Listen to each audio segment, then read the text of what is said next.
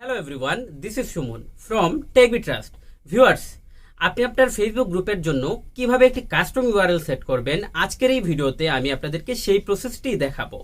তো আপনার যদি একটি ফেসবুক গ্রুপ থাকে এবং আপনার ফেসবুক গ্রুপের ইউআরএলটি যদি এরকম হয়ে থাকে, তাহলে কিভাবে আপনি একটি কাস্টম ইউআরএল সেট করবেন ঠিক এই রকম আমি আজকের এই ভিডিওতে আপনাদেরকে সেই প্রসেসটি দেখাবো।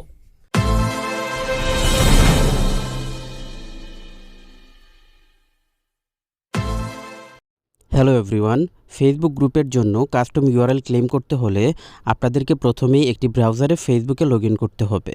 তো এক্ষেত্রে আমি ক্রোম ব্রাউজার থেকে ফেসবুকে লগ ইন করছি। অলরাইট, তো এখন আপনি আপনার যে গ্রুপটির জন্য কাস্টম ইউআরএল ক্লেম করতে চাচ্ছেন, আপনি সিম্পলি সেই গ্রুপটি সিলেক্ট করে দিবেন। ওকে, তো ধরুন আমি এই গ্রুপটির কাস্টম ইউআরএল ক্লেম করতে চাচ্ছি, তার জন্য এই গ্রুপে ক্লিক করে দিব। অলরাইট, এখন কিন্তু আমি এই গ্রুপের ড্যাশবোর্ডে চলে আসছি। ওকে, তো এখন আমি আপনাদেরকে এই গ্রুপের ডিফল্ট ইউআরএলটি কপি করে দেখাচ্ছি।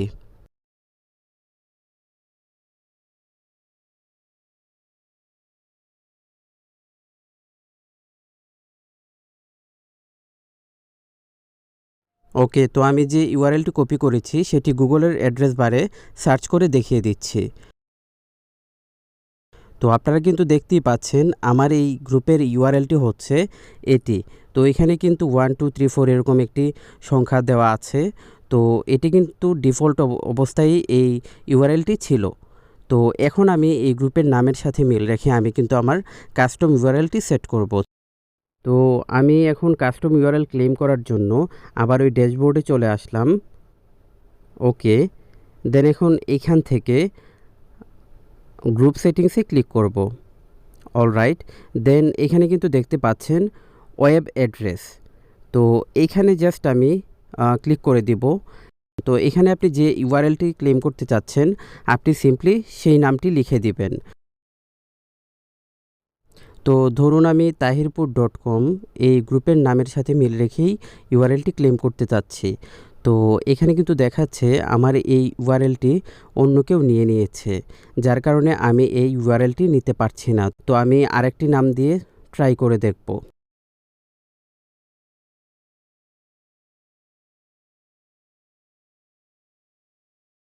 তো আপনারা এরকম ট্রাই করে দেখবেন। আপনারা যে ইউআরএলটি ক্লেম করতে চাচ্ছেন সেটি যদি অন্য কেউ নিয়ে থাকে, তাহলে কিন্তু আপনারা সেটি নিতে পারবেন না।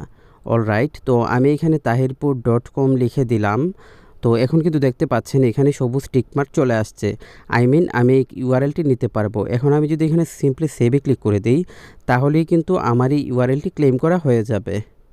তো এখন আমি কিন্তু এই ইউআরএলটি ক্লেম করে নিয়েছি।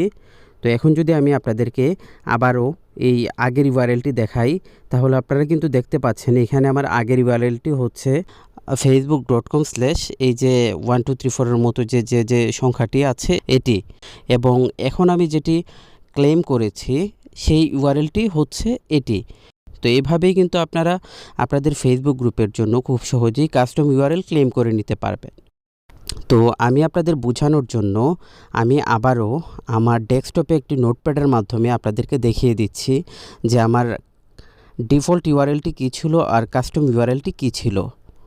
অলরাইট, তো এখানে কিন্তু দেখতে পাচ্ছেন 1 নম্বরে যে ইউআরএলটি আছে সেটি হচ্ছে আমার ডিফল্ট ইউআরএল, এবং আমি কাস্টম ইউআরএলটি যে ক্লেম করেছি সেটি হচ্ছে এটি। 2 নম্বরে যে ইউআরএলটি আছে সেটি হচ্ছে কাস্টম ইউআরএল। তো এভাবেই কিন্তু আপনারা আপনাদের গ্রুপের জন্য খুব সহজেই কাস্টম ইউআরএলটি ক্লেম করে নিতে পারবেন। তো আশা করছি আজকের এই ভিডিওটি আপনাদের জন্য অনেক উপকারী হবে। ভিউয়ার্স, ভিডিও রিলেটেড আপনাদের যদি কোনো প্রশ্ন থেকে থাকে, তাহলে আপনারা কিন্তু আমাকে কমেন্ট বক্সে সেই প্রশ্নগুলো করতে পারেন। আমি চেষ্টা করব আপনাদের সকলের প্রশ্নের উত্তর দেওয়ার। এছাড়াও কিন্তু আপনারা চাইলে আমার সাথে যোগাযোগ করতে পারেন। তার জন্য ভিডিওর ডেসক্রিপশন বক্সটি চেক করে নেবেন, এবং এখানে আমার সকল সোশ্যাল মিডিয়ার লিঙ্কগুলো পেয়ে যাবেন। তো ভিডিওটি ভালো লেগে থাকলে অবশ্যই ভিডিওতে একটি লাইক, কমেন্ট এবং সাবস্ক্রাইব করে পাশে থাকা বেল আইকনটি ক্লিক করে রাখবেন। পরবর্তী ভিডিওর আমন্ত্রণ জানিয়ে এই ভিডিওটি শেষ করছি। ধন্যবাদ।